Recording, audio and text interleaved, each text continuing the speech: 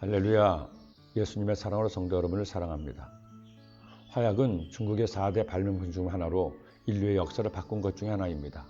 중국 고대로부터 화약 제조법이 알려지기 시작했고 서기 1000년경에 중국에서 처음으로 화약으로 무기를 만들었다는 기록이 있습니다.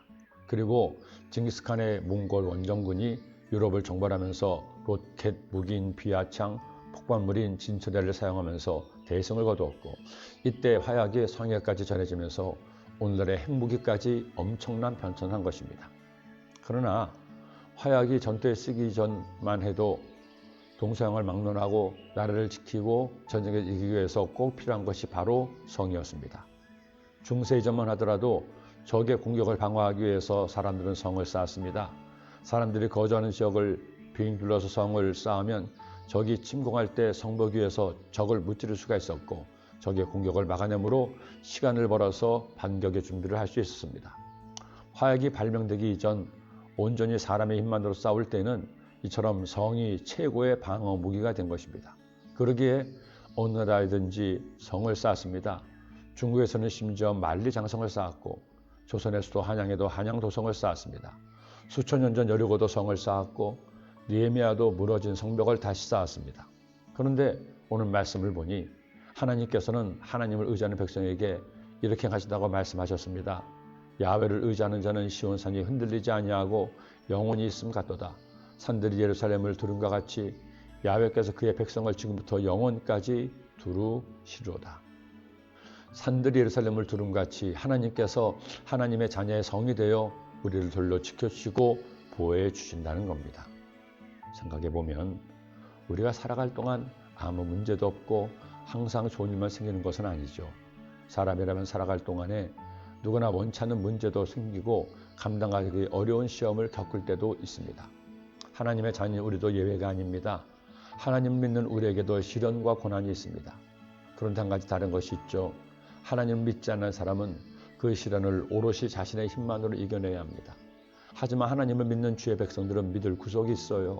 천지와 만물을 창조하신 하나님이 나의 피할 산성이 되신다는 겁니다. 우리를 당신의 눈동자처럼 보호해 주십니다. 그러니 얼마나 감사합니까? 얼마나 든든한가요? 결혼 앞둔 자매가 건강검진을 받다가 암을 발견했습니다. 서둘러 치료를 받아야 했기에 결혼식을 미루고 병원에 입원을 해서 치료를 받아야 됐죠.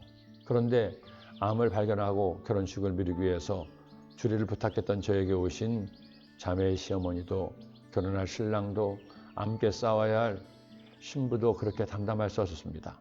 시어머니가 될 권사님이 저에게 하시는 말씀이 목사님 우리 아이가 이제라도 아픈 걸 알게 돼서 얼마나 감사한지요. 우리 아이가 잘 치료받아서 우리 집에 복이 될 수 있도록 기도해 주세요. 목사님 저는 걱정하지 않습니다. 하나님께서 반드시 지켜주실 것이니까요. 그리고 신랑도 신부도 저를 보고 환하게 미소를 짓는 모습을 보니 얼마나 감사한지요. 그렇게 하나님을 신뢰하고 치료를 끝낸 그들이 결혼식을 하던 날 그들을 지켜주신 하나님께 감사하며 제 마음도 뭉클했습니다. 결혼식 이후에 신혼여행을 다녀온 부부가 매질 손을 꼭 잡고 나와서 예배를 드리는 모습도 참 보기 좋았습니다. 아마 지금도 그렇게 주님을 믿고 의지하며 서로 사랑하며 살고 있을 겁니다. 여러분 우리에게는 나의 산성이신 야훼 하나님이 계십니다. 기도드립니다. 사랑의 주님 감사합니다. 오늘 주의 말씀 우리에게 주셨으니 이 말씀 마음에 꼭 새겨서 나의 피할 바위가 되시고 나를 건지시는 자가 되시며 나의 산성 되시는 주님 믿고 의지하는 주의 자녀들 되게 하여 주옵소서. 예수님의 이름으로 기도드립니다.